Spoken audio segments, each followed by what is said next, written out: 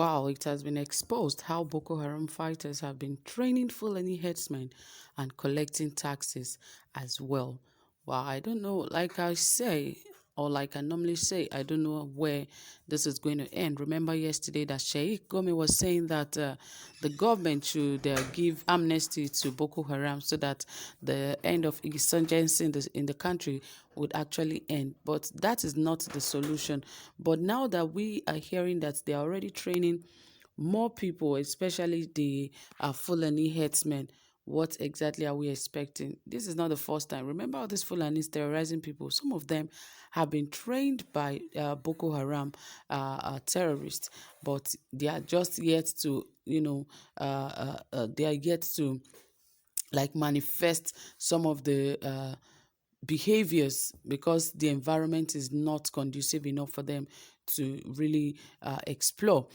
But really, I don't think the government should really put too much interest in, going after people that are not Boko Haram. The main issue we have in the country today is the Boko Haram and the herdsmen. But even the government is yet to proclaim the herdsmen as terrorists.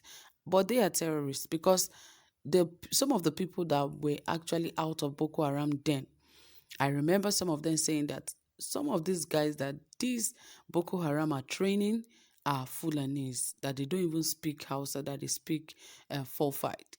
So really, I believe that Fulanis are the next set of terrorists that Nigerians are going to experience. But anyway, we'll get into the details of all of this, how they have been training headsmen to attack Nigerians and how they are collecting taxes. More details will come to you shortly, but please, if you have not subscribed, please ensure you hit the subscribe button and also give this video a thumbs up. Yes, and don't forget to hit the notification bell so that you can get updated anytime we drop a new video. All right, here it says Boko Haram terrorists and local Fulani herdsmen are forming a dangerous alliance in some communities in Yobe State as the terrorists train herdsmen and collect cows from them as taxes. It was learned from military sources that the terrorists collect one cow for every 40 cows and other food items as taxes from the herdsmen. It was also gathered that some of the herdsmen, including underaged boys, were given arms and recruited and prepared to carry out the next schedule of attack. The training of herdsmen and collection of taxes from them is a common practice in Giadem town, Yobe State. The terrorists are in need of food items, including meat, and they are recruiting and training herdsmen in Gonishaleri, Dawaya, and Abari villages in the Giadem local government area, a military source stated. Terrorists collect one cow for every 40 cows as taxes, issue tags and receipts to the herdsmen. It is becoming an organized process, he revealed further. It was gathered by February 12th, it was reported that intelligence report from security sources confirmed the establishment of new bases by terrorists in some parts of Yobe and Adamawa states. It was learned that the terrorists established hideouts in Giadam and some other parts of Yobe. A security source listed other new bases of the insurgents as Tamuwa, Yanusari local government areas of Yobe State, and Mubi, Madagali, and Gumbi local government areas of Adamawa State. From there, they attacked in Giadem and then abducted 3 personnel of the Nigeria Customs Service. Boko Haram attacks have intensified in Yobe State generally since January, claiming many lives, including the lives of soldiers. They have also led to destruction of livelihoods, government properties, and public facilities. In February, Nigerian soldiers were killed in Goniri, a border community between Yobe and Borno State, when a Boko Haram terrorist rammed an explosive-laden vehicle into them during a clash. The bomber, believed to be a member of the Islamic State West Africa Province faction of the group, had targeted a military convoy in Goniri.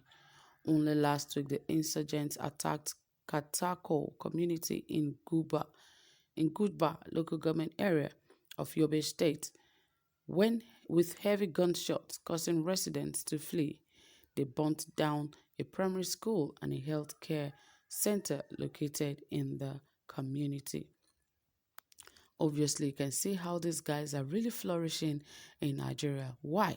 Because our government is not taking responsibility of the lives and properties of Nigerians. Imagine how herdsmen that Sheikh and Miyetti Allah claimed are innocent young boys, that it was the government who taught them how to carry arms. But I've gotten so many reports on how herdsmen are the ones that Boko Haram are rather training to carry out these their deadly attacks. Now we do not have just the Boko Haram anymore. We now have herdsmen as terrorists. And our government, hearing all of this, they still refuse to declare herdsmen as terrorists.